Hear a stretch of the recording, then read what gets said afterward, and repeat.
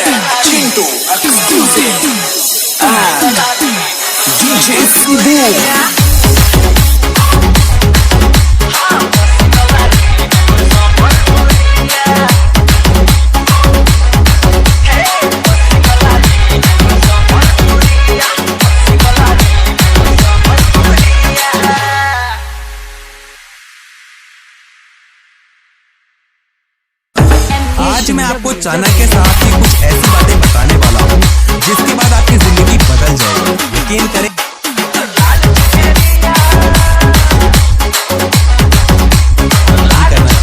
हमारे लिए क्या सही है, हमारे लिए क्या गलत है।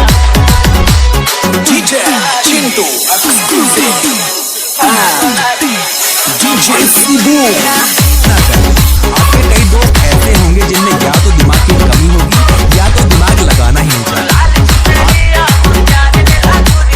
DJ Chintu exclusive. लेकिन सामने वाला व्यक्ति अपना दिमाग जरूर लगाता है।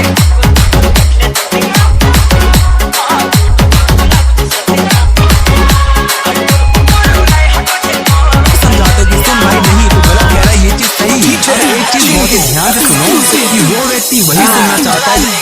DJ Sibu.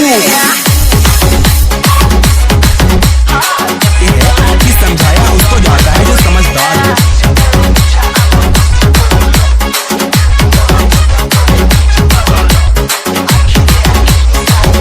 आप उसकी बातों को एक कान से सुनो, बहुत ही ध्यान से सुनो कि हाँ भाई तो सही कह रहा है, और दूसरे कान से तुरंत निकालो। इससे क्या हुआ कि आपके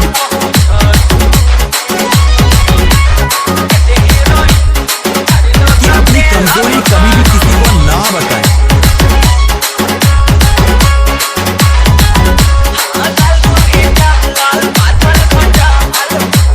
अभी दिया जाता है। लेकिन एक चीज बताओ कि जो सामने वाला व्यक्ति आपका दोस्त है, क्या वो कल भी आपका दोस्त रहेगा?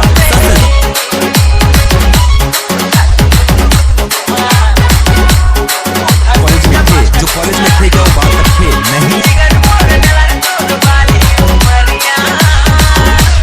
DJ Chintu exclusive.